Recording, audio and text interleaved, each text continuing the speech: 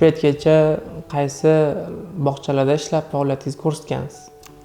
Demak, birinchi bo'lib davlat bog'chasida ish boshlaganman.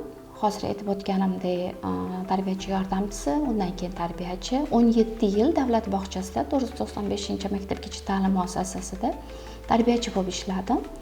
Undan keyin xususiy bog'chalar ochilishi boshlaganda menda qiziqish bo'ldi. Xususiy bog'chalarda bo'lgani uchun meni ishga taklif qilishdi va men Mirzo Ulug'bek rayonidagi Smart bog'chasiga tarbiyachi bo'lib ishga kirdim. Ish faoliyatimni davom ettirdim. Shu orada universitetda o'qidim. O'qiganimdan keyin ish tajribamni oshirdim, chunki u yerda juda ham kuchli mutaxassislar bor edi. Kuchli mutaxassislar yig'ilgan o'tga. Rahbarimiz Muazzam Shavkatovni tanlab pedagoglarni olganlar. Ulardan juda ham ko'p narsa o'rgandim va bu kasbga yana ham qiziqishim ortib, o'qishimni bitirib, universitetga o'qishimni bitirib, magistraturaga topshirdim. Magistraturani bitirdim.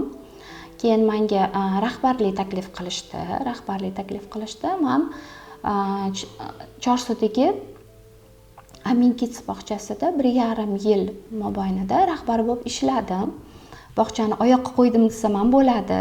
Undan keyin Volida Kids bog'chasiga taklif qilishdi ustozlar ishga. U yerda ham rahbar bo'lib 1 yildan oshiq vaqt ichida ishladim. Keyin Qo'yliqdagi bog'chadan taklif tushdi menga. Rahbarlikka, bog'chani shunaqa oyoqqa qo'yib bering. Bola kelish kamayapti, mutaxassislarimiz kamroq, yaxshi mutaxassis yig'a olmayapmiz deyishganda u yoqqa borib bola yig'dik. Borganimda 11 tagina bola bor edi. 70 tagacha chiqardim bolalarni. Yo'lga qo'yib, o'zim bilan birga ishlagan pedagogga rahbar qilib qo'ydim o'rnimga, chunki bu bog'chani o'sha payt qurilyotgandi, taklif oldinroq tushgan, 2 yil, 3 yil oldin. Faqat skeleti bor edi. Bitgan bino, ko'tarilgan bino, tomi yopilgan, lekin hech narsasi yo'q. Shunaqa taklif bilan chiqishdi, shu yerda bog'cha ochsa ishlaysizmi deb.